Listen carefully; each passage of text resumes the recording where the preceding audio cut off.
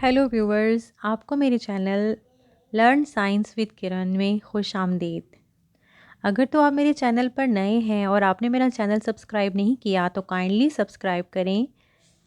Okay dear viewers, हम लोगों ने आपको के सेल ऑर्गेनल्स स्टार्ट किया हुआ है, तो हमने डिफरेंट वीडियोस में ऑर्गेनल्स को स्टडी किया है। इस वीडियो में हम लोगों ने जिन ऑर्गेनल्स को स्टडी करना है वो है mitochondria and all three types of plastids, जिसमें क्लोरोप्लास्ट, क्रोमोप्लास्ट और लिकोप्लास्ट शामिल हैं।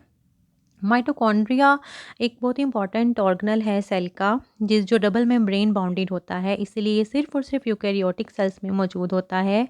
इसकी जो आउटर मेम्ब्रेन होती है वो स्मूथ होती है। क्योंकि ये मेम्ब्रेन बाउंडेड है, इसीलिए ये स्ट्रक्चर माइटोकॉन्ड्रिया जो ऑर्गेनल है that is not present in the prokaryotic cells. हम लोग अपनी लेटर वीडियो में इंशाल्लाह प्रोकैरियोटिक और यूकेरियोटिक में डिफरेंस भी देखेंगे।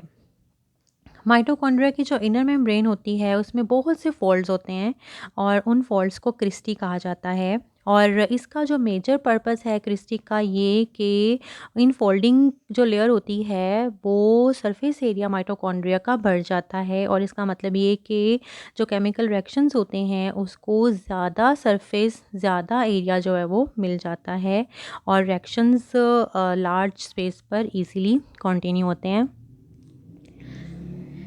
डियर व्यूवर्स, माइटोकॉन्ड्रिया के अंदर लिक्विड पोर्शन होता है, जेली लाइक मटेरियल, जिसको हम मैट्रिक्स कहते हैं। और मैट्रिक्स में भी बहुत से जो केमिकल रिएक्शंस हैं they take place. So this is the most important part of the mitochondria. अब हम लोग डिस्कस करते हैं कि माइटोकॉन्ड्रिया में राइबोसोम्स और डीएनए मौजूद होते हैं, और हम लोग माइटोकॉन्ड्रिया को power house of the cell कहते हैं। Power house of the cell हम इसे इसलिए कहते हैं क्योंकि रेस्पायरेशन, एरोबिक रेस्पायरेशन माइटोकॉन्ड्रिया में होती है, और एरोबिक रेस्पायरेशन के एंड पर एटीपीज मिलती हैं जो कि किसी भी ऑर्गेनिज्म की एनर्जी का सोर्स हैं। That's why they are known as power house of the cell. और ये जो माइटोकॉन्ड्रिया है ये सेल्फ रेप्लिकेटिंग ऑर्गेनल्स हैं। जिस पार्ट में ज़्यादा ज़रूरत होगी एनर्जी की, वहाँ पे माइटोकॉन्ड्रिया तादाद में ज़्यादा हो जाएंगे। सो डियर व्यूवर्स, अब यहाँ पर हम लोग माइटोकॉन्ड्रिया का स्ट्रक्चर देखते हैं। आउटर मेम्ब्रेन आप देख रहे हैं कि बिल्कुल स्मूथ है।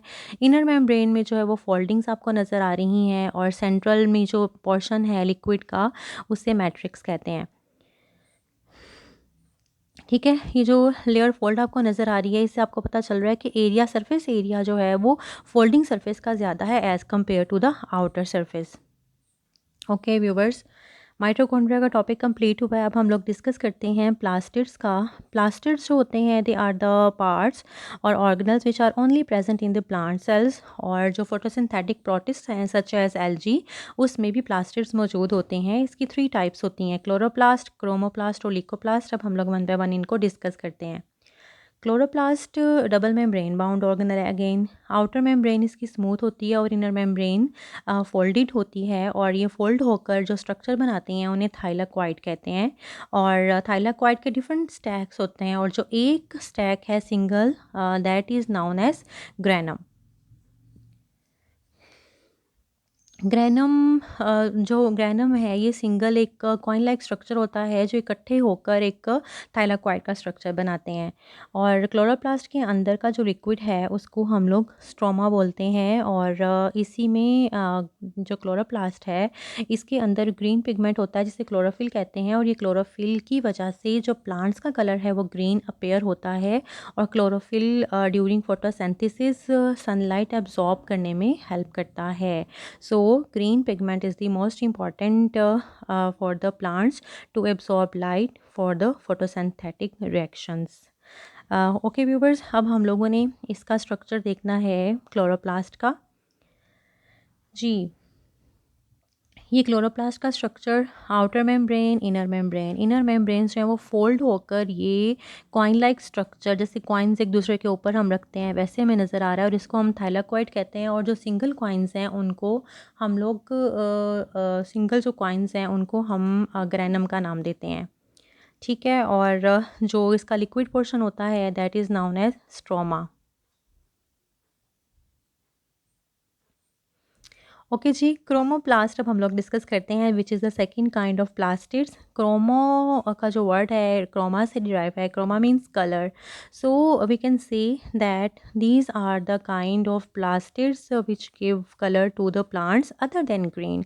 और जिस तरह से फ्लावर की पेटल्स का कलर होता है और फ्रूट्स का जो कलर होता है, they that is just because of the chromoplast. और ये जो कलर्ड पेटल्स होती हैं, आप जानते हैं कि पोलिनेशन में हेल्प करती हैं इस तरह से कि these coloured petals attract insects, और इंसेक्ट्स आकर जब फ्लावर्स पे बैठते हैं तो जो पोलन ग्रेन्स होते हैं वो उनकी बॉडी के साथ स्टिक हो जाते हैं और पोलिनेशन होती है। द लास्ट प्लास्टिड्स की टाइप है वो है leucoplast. Leuco means colourless. So these are the plastids which are colourless, और इनका जो काम होता है वो है स्टोरेज करना स्टार्च, प्रोटीन्स और लिपिड्स की। और ये स्टोरेज होती है रूट्स में। और आपको पता है कि कैरेट और जो अदर रूट्स हैं, दे आर कलरलेस, और उनकी अंदर ये स्टोरेज होती है। एक्स्ट्रा जो कार्बोहाइड्रेट होती है वो स्टार्च की फॉर्म में रूट्स में जज़ब हो जाती है। सो व्यूवर्स, अगर आपको ये वीडियो पसंद आई है तो लाइक, शेयर एंड सब्सक्राइब।